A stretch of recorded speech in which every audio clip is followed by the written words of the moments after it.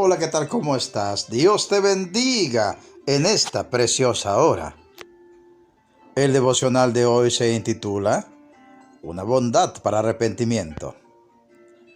Una aportación de nuestro hermano Marcos Jereques, de Buenos Aires, Argentina, sobre los estudios del profesor Vernon McGee.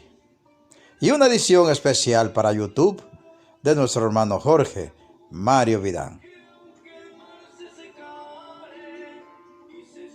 Amigo oyente, en Romanos 2, 4, 5 leemos lo siguiente: ¿O menospreciáis las riquezas de su benignidad, paciencia y longanimidad, ignorando que su benignidad te guía al arrepentimiento? Pero por tu dureza y por tu corazón no arrepentido, atesoras para ti mismo ira para el día de la ira y de la revelación del justo juicio de Dios. El diccionario bíblico Andrew Ward hace el siguiente comentario. Pablo señala que el moralista asume que la benignidad, paciencia y longanimidad de Dios son reales en su vida, pero que estas riquezas de Dios, para con él, deberían llevarle a un humilde arrepentimiento en lugar de una actitud de superioridad sobre los demás hombres. Pablo presenta la riqueza espiritual con la cual el hombre religioso y moralista ha sido bendecido con el trinomio benignidad, paciencia y longanimidad. Vamos a analizar cada uno de estos aspectos de la riqueza de Dios para con nosotros y comprobar cómo cada uno debería llevarnos un arrepentimiento completo y de todo corazón, a fin de rendir nuestras vidas a Cristo el Salvador. Benignidad podría ser considerada la bondad de Dios con nosotros en cuanto a nuestros pecados pasados.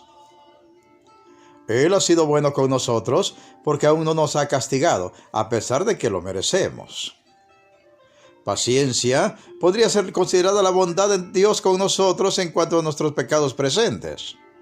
Aún con nuestros mejores esfuerzos, y a pesar de haber desarrollado una multitud de religiones en las cuales creer, tenemos que reconocer que incluso hoy día hemos quedado cortos de su gloria y que Él todavía retiene su juicio contra nosotros. Longanimidad, paciencia larga o largura de paciencia, podría ser considerada la bondad de Dios con nosotros en cuanto a nuestros pecados futuros. Él sabe que pecaremos mañana y al día siguiente, sin embargo, no nos destruye de inmediato, si bien retiene su juicio contra nosotros.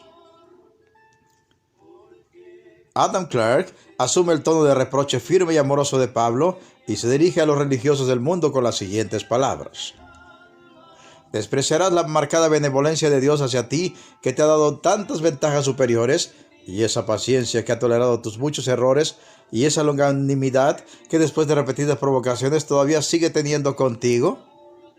Y nosotros nos unimos a Clarke y le preguntamos: querido amigo, ¿es usted de aquellos que practican fielmente una religión y que, escudándose en la benignidad, paciencia y longanimidad de Dios para con usted, se considera superior a los demás hombres, en vez de llevarle toda esta riqueza de Dios a reconocer sus propios pecados y venir rendido a Cristo el Salvador?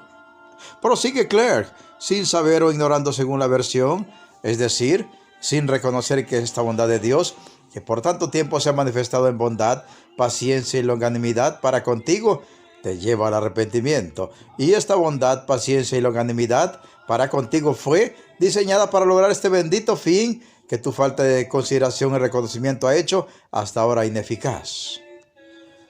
Esta era una máxima entre los mismos judíos porque en Sinopsis Zohar se dice: el santo bendito Dios retrasa su ira contra los malvados con el fin de que se arrepientan y se conviertan. Así que la bondad, benignidad y longanimidad de Dios para con nosotros no son premios a nuestra fidelidad a una religión, un reconocimiento a nuestra moralidad, honestidad, constancia o trabajo duro en el hogar o en el trabajo, sino una manifestación abierta y sin rodeos de que necesitamos el perdón de Dios por nuestros pecados y que Dios nos está teniendo paciencia para darnos tiempo para que nos arrepintamos, porque de otro modo debería castigarnos de inmediato. Su propósito al bendecir a sus hijos y aquellos que no lo son, por lo tanto, no es el mismo, como comenta Juan Calvino. Porque el Señor por su bondad nos muestra que es a Él a quien debemos recurrir si deseamos asegurar nuestro bienestar, y al mismo tiempo fortalece nuestra confianza en esperar la misericordia. Si no usamos la generosidad de Dios para este fin, abusaremos de ella. Pero sin embargo, no se debe ver siempre bajo la misma luz, porque cuando el Señor trata favorablemente con sus siervos y les da bendiciones terrenales, les da a conocer mediante símbolos de este tipo su propia benevolencia y los entrena al mismo tiempo para buscar la suma y la sustancia de todas las cosas buenas solo en sí mismo. Cuando trata a los transgresores de su ley con la misma indulgencia, su objetivo es suavizar con su amabilidad su perversidad. Aún no testifica que ella es propicio para ellos, sino que por el contrario, los invita al arrepentimiento.